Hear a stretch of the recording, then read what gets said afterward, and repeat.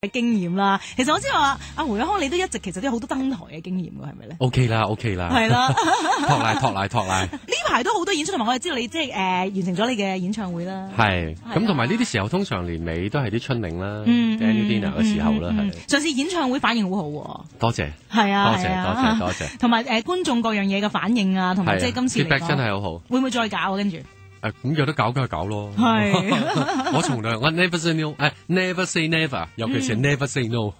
所以都會繼續即係去計劃下，繼續努力。咁所以嚟緊而家開始都籌備緊蛇年嘅唱片啦，係。係開始開緊會，係即係睇下今次呢隻唱片又會點做嘅係。可唔可以透露少少個方向會點啊？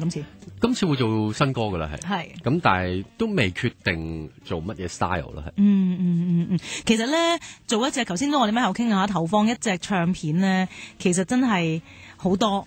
但係有時真係話你真係靠去賣唱片嗰樣嘢嘅即係收翻嚟咧，好多時候都係 cover 唔到。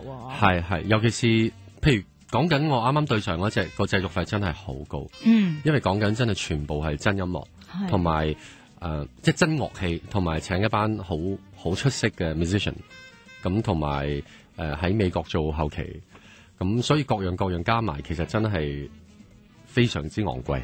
咁個公司真係都好支持喎。係，但係公司亦都好好一樣嘢，就係佢會支持好嘅音樂咯，係。咁呢樣係好好嘅，係。咁我哋繼續用呢個心去打動大家咯，係。係，因為其實整個樂壇嚟講咧，好多時候大家即係話，如果我睇買唱片啊，各樣嘢嘅銷量，各樣嘢咧，有時成日都會覺得，哇，做一隻歌本身都要投放咁多嘅時間，點樣去 cover 翻咧？係啊，同埋有時因為其實呢樣嘢都睇翻而家嘅音樂市場有時都幾 sad 嘅，係。咁雖然話而家電腦嗰個軟件係好成熟，即係有好多嘢都做到像真度好高。係。咁但係如果大家只係為咗去節省嘅成本，而去用一啲死板嘅嘢，咁雖然可能喺個 cost 上邊你會係平咗啲，但係嗰樣嘢係冇靈魂嘅，係。咁同埋一班咁出色嘅樂手，佢哋都要開飯㗎。係啦，就變咗好似音樂人好似好難揾食咁樣啦。係啊，即係我覺得如果再係咁樣，係自己搞死自己㗎啦，係。咁所以不如大家一齊過，即係咬緊牙關去度過一個艱難時期，但係希望會有一線嘅曙光出嚟咯。以前嘅年代咧，唱片唔係咁㗎嗬。呢樣嘢亦都係講緊大家嗰個消費模式啦，係。因為而家啲人去真正去買一隻唱片去支持呢個音樂，或者當係一個去支持，即係去 support 無論音樂或者一個你中意嘅歌手都好，佢哋而家冇乜去買一隻唱片嘅。或者甚至乎你話雖然好多網上嘅平台都可以係有啲合法嘅 download，咁但係佢哋會選擇一啲係唔合法嘅 download 啦，係。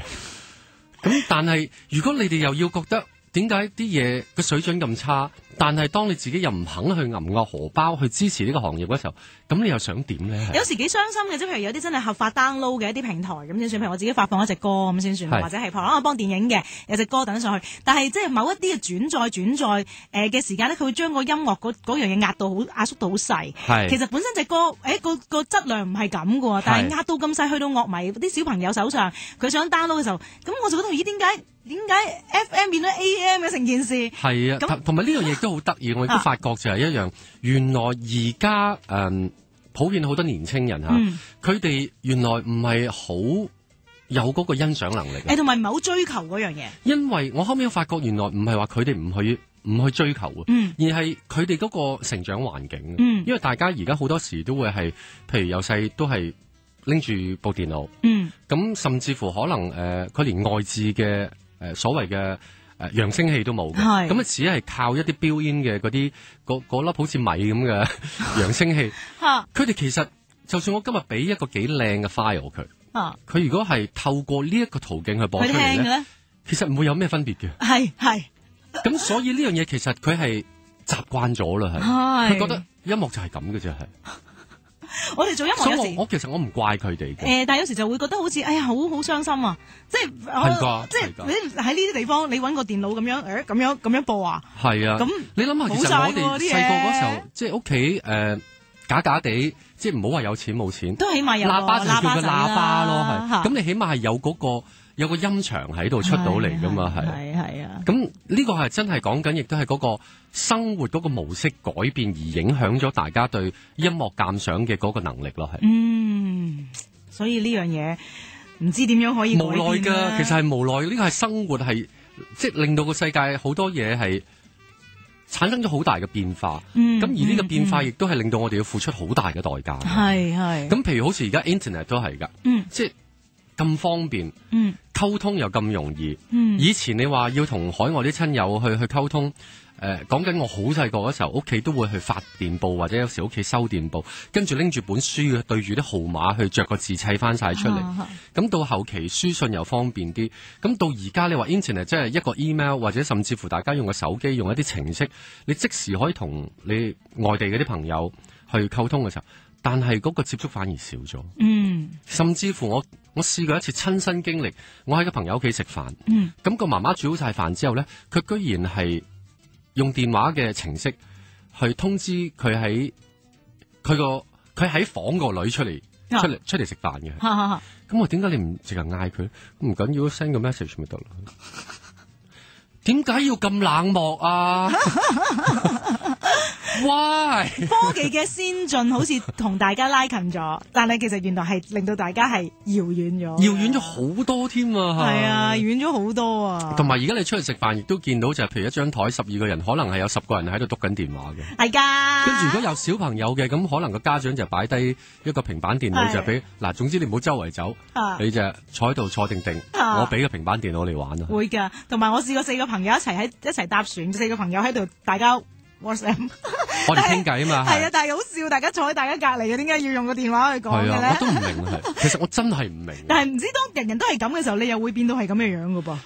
但係呢樣嘢亦都造成咗而家年輕一代咧，佢哋個表達能力都係會唔同咗。我又唔敢講係低，但係佢哋有時唔識表達嘢，或者唔想表達㗎，有時係啊。同埋我最近睇報紙亦都見到單新聞好好笑嘅，就話原來而家年青人都幾普遍，就係當佢辭工嗰時候，佢都係用呢個 WhatsApp 嘅。我唔做啦。其實可能情侶分手都係咁樣。情侶分手就好耐之前啦。其實呢個係因為逃避啫。係因為唔想面對。以前就算寫張紙仔都會。即係我覺得呢個只係逃避啫。所以你話如果用 WhatsApp 啊，或者用啲咩途徑，只不過代表佢唔想正面去面對啫。但係你話真係有啲溝通嘅嘢都要咁樣，我覺得好 sad 啊個世界。所以呢個世界到底係發生咗咩嘢事咧？咁而且我哋仲會係即係呢個世界繼續延續落去，我哋都要關顧我哋嘅下一代啦、小朋友啦。咁其實佢哋嘅將來，我哋都要即係要好多嘅留意同埋注意啊。